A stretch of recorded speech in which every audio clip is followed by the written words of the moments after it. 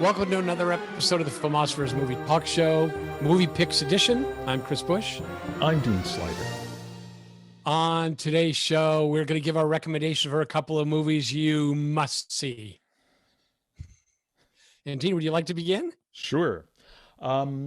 So I've been watching lately on YouTube the several episodes of the Colbert Questionnaire, which is yes, right? Completely Yeah. delightful. Stephen Colbert, who one of my very favorite people in the world, who interviews celebrities with his series of 15 questions, which supposedly are going to probe into their true self. And they're things like, what's the best sandwich? And describe the rest of your life in 5 words. And one of the questions is favorite action film.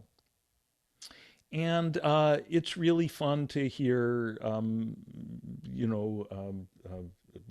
Tom Hanks and Jane Fonda and all these people responding. Some of them say The Great Escape, or they'll say The Dirty Dozen, or they'll say Die Hard. Can't argue with any of those. John Oliver's answer was My Dinner with Andre. Saving Private Ryan, actually. I think. Saving Private, Yeah, right, Saving Private Ryan. And then it turned into Colbert. Right, which Colbert objected to because he said a true action film, the hero must triumph at the end. Yeah. In any case, I started thinking, I was, what's my favorite action film? And what I thought was Run, Lola, Run. Wonderful, crazy German film, 1998. The German title is Lola Rennt, but you can find it under the title Run, Lola, Run. This thing is so brilliant, so much fun, so purely cinematic. You watch the thing, every moment of what's going on the screen is stuff you can only do in film. And it's just like Tom Tykwer, the director, as if he said, okay, what is the most fun that I can have with the film medium? And he goes ahead and he does it. The premise is that Lola, played by Franca Potente, I think is her name, her boyfriend has gotten himself into a jam dealing with some gangster types. He doesn't have some money he's supposed to be turning over to them, and he needs her to somehow come up with 100,000 Deutschmarks in 20 minutes, and deliver it to him at this phone booth, or he'll be killed. So then we get her running and doing stuff and doing what she can to try to make that happen. And then we get it again. And then we get, I believe, 3 different versions, and they're all alternate realities. They're all different ways that it can go, same characters, same circumstances. But, what happens if one time you just barely dodge this person that you bumped into in the other reality, and so forth? And it's so fascinating, the use of the camera, crazy stuff, camera inside a roulette wheel. He makes wonderful use of motifs, the color red. She's got this wild pinkish red hair that looks fabulous. And so you've got all this red motif that stands for her, and the yellow motif that stands for Monty, her boyfriend. All this stuff, recurring stuff with the number 20, because every time they've got 20 minutes to come up with the money. At one point, they spin the roulette wheel, and she puts all the money, she bets all her money on number 20. And I won't tell you what happens, except the camera's inside the roulette wheel. It's just great. Run to see Run, Lola, Run. And if you haven't yet seen our conversation with actor-director Bill Duke, watch Run, Lola, Run before watching that episode, because it's one of Bill's favorite films, and we talk about it in some depth as well. And that is one of my favorites too. Hyperkinetic. That thing just moves. Yeah, but something very interesting about it, every action film in the world, the closer you get to the end, the faster the cutting becomes, because they're trying to hype you up. This has very fast cutting. I think the average length of a cut is 2 point something seconds. But the closer we get to the end, the more it slows down.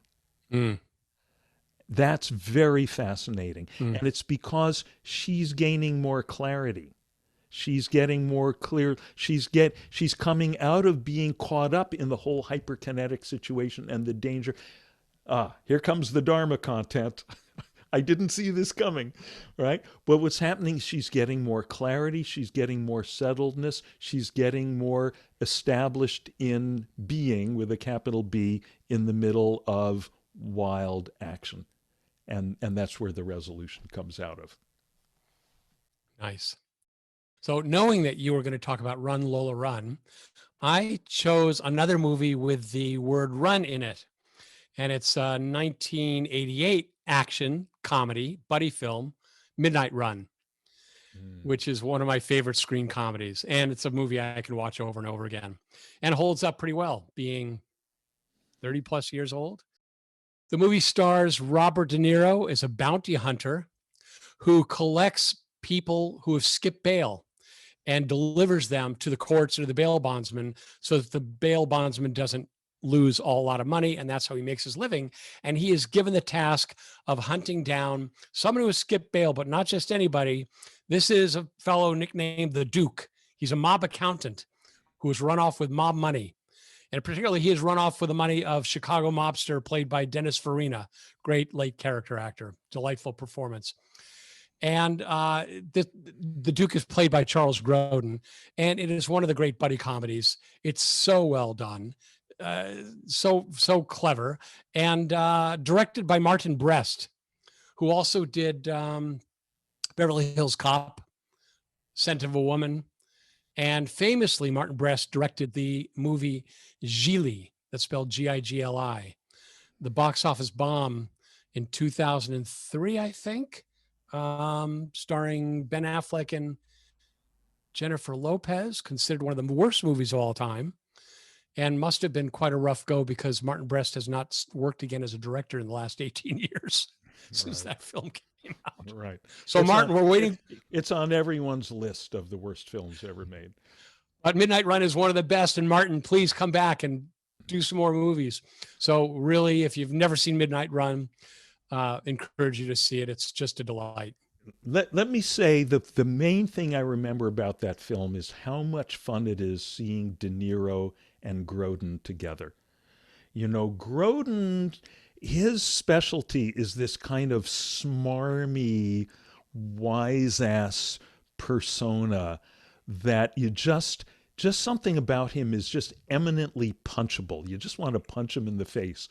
And De Niro, as this, you know, this tough character, has to restrain himself from doing that through the whole film. It's really fun to watch. Yeah, the character's wound tight, and the Grodin character definitely pushes his buttons. And the interplay and the chemistry between the two is really one of the great buddy movie combinations in filmdom, I believe. So that's Midnight Run. Lastly, before we go, I want to mention in an upcoming episode with filmmaker Adam Schomer, who makes spiritual documentaries and films, we talk about one of Adam's favorite films, which is the Zen Diaries of Gary Shandling. This was produced by comedy director Judd Apatow, made several years ago in a 2-part series, I think, for HBO, 5 hours in total, about the late, great comedian and actor Gary Shandling, who was also a practitioner of, I think, Buddhist practice. And the movie is remarkable because it's not just an